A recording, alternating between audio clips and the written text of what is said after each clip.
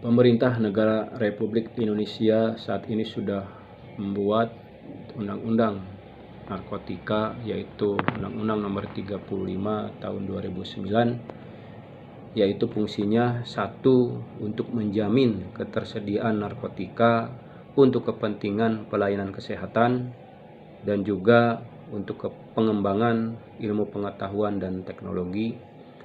Yang kedua, untuk mencegah dan memberantas penyalahgunaan dan peredaran gelap narkotika yang sangat merugikan dan membahayakan kehidupan masyarakat, bangsa, dan negara.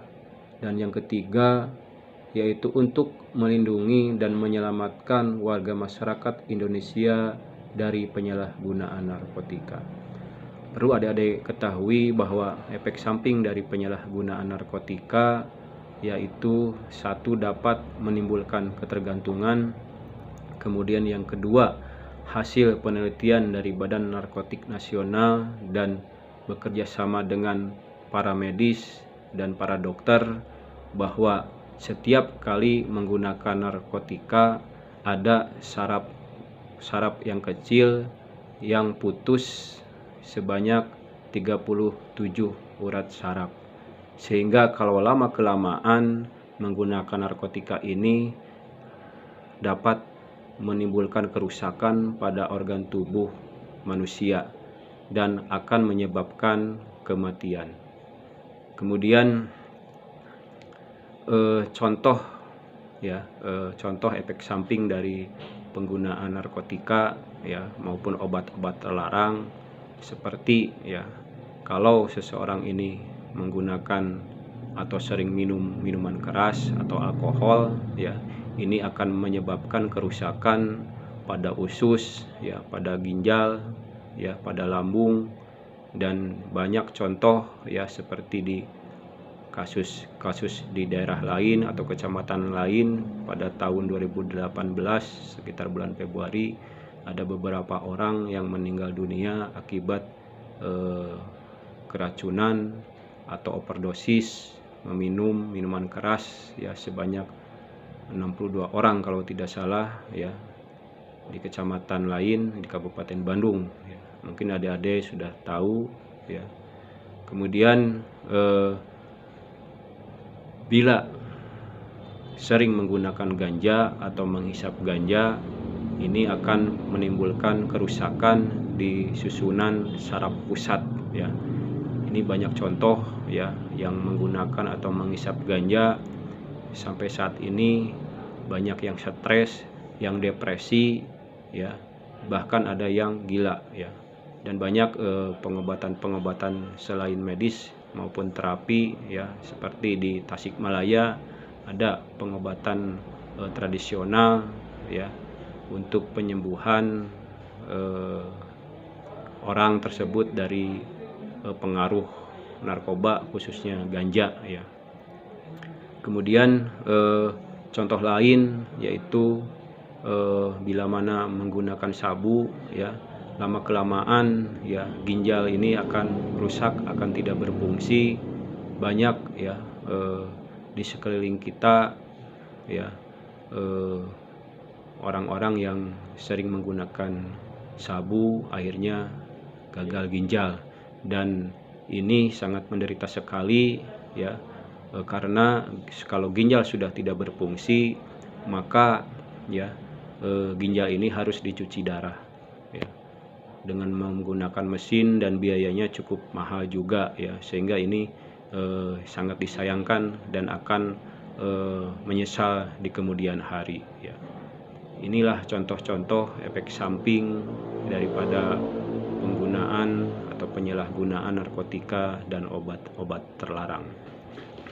Kemudian ketentuan pidana di Undang-Undang Nomor 35 Tahun 2009 ini diatur dalam pasal 111 sampai 120 kalau tidak salah Ini pasal 111 yang bunyinya setiap orang yang tanpa hak atau melawan hukum menanam, memelihara, memiliki, menyimpan menguasai atau menyediakan narkotika golongan 1 dalam bentuk tanaman dipidana penjara paling singkat yaitu 4 tahun dan paling lama sebanyak atau 12 tahun ya.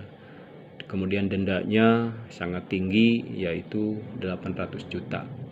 Kemudian pasal 112 ya menyampaikan atau menyatakan setiap orang, barang siapa atau setiap orang yang memiliki, menyimpan, menguasai, menyediakan narkotika golongan 1 ya dipidana penjara paling singkat 4 tahun dan paling lama 12 tahun. Dendanya juga sama sekitar 800 juta ya. Ini pasal 111, 112 ancaman hukumannya sama. Kemudian pasal 113 menyatakan bahwa setiap orang yang tanpa hak atau melawan hukum memproduksi, mengimpor atau mengekspor atau menyalurkan. Nah, ini menyalurkan ini berarti dia sebagai pengedar ya. Ini dipidana paling singkat 5 tahun dan paling lama 15 tahun. Kemudian dendanya paling sedikit 1 miliar, paling banyak 10 miliar. Kemudian pasal 114 menyatakan bahwa setiap orang yang tanpa hak atau melawan hukum menawarkan, menjual, membeli, menerima, menjadi perantara dalam jual beli, menukar dan menyerahkan narkotika golongan 1 ini dipidana paling singkat 5 tahun dan paling lama 20 tahun ya. Dendanya sama ya 1 miliar sampai 10 miliar. Ini ya, jadi sanksi atau pidana berkaitan dengan penyalahgunaan narkotika dan obat-obat terlarang ya. Kemudian bagaimana solusi atau untuk mencegahnya, yaitu yang pertama ya, kita harus menjauhi orang-orang yang suka menggunakan narkotika atau obat terlarang. Kemudian yang kedua, jangan sekali-kali mencoba, karena kalau sudah mencoba sekali akan merasa ketagihan.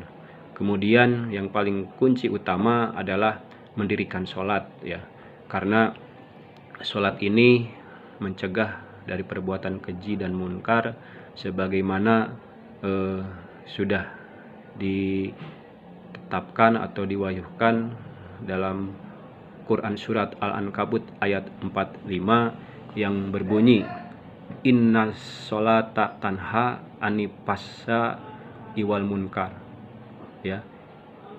Dirikanlah sholat, sesungguhnya sholat itu mencegah dari perbuatan keji dan munkar ya. Inilah kunci utama untuk menghindari penyalahan narkotika dan obat terlarang dan juga kenakalan remaja lainnya. Kemudian sekarang kita memasuki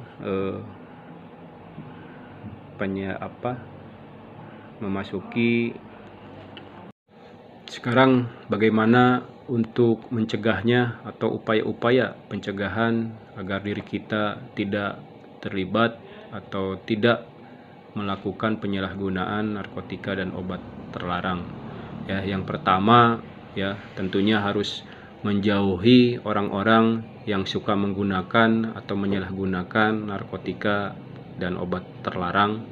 Kemudian yang kedua, jangan sekali-kali mencoba menggunakan ya, karena kalau sudah mencoba sekali akan merasa ketagihan.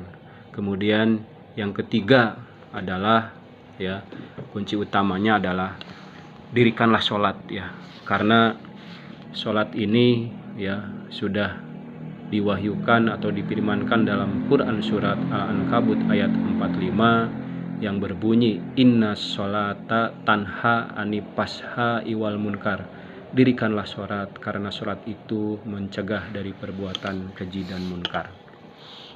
Ini yang perlu kita sikapi bersama ya, karena saya rasakan ya, dengan melaksanakan sholat segala keinginan yang bertentangan dengan baik aturan maupun dengan agama, Allah melindunginya ya. Saya merasakan sendiri ya, karena di bawah sholat itu di dada ini ada yang mengerem ya, jadi mau melakukan sesuatu itu ya tidak seperti dulu ya sebelum saya melaksanakan sholat ya. Saya juga pernah menggunakan ya minuman keras ya dan sebagainya ya, karena itu tadi tidak sholat. Tetapi setelah dibawa sholat ya ada yang menahan di diri ini ya. Mau melakukan perbuatan-perbuatan yang menyimpang ya, insya Allah Allah akan melindungi kita semua.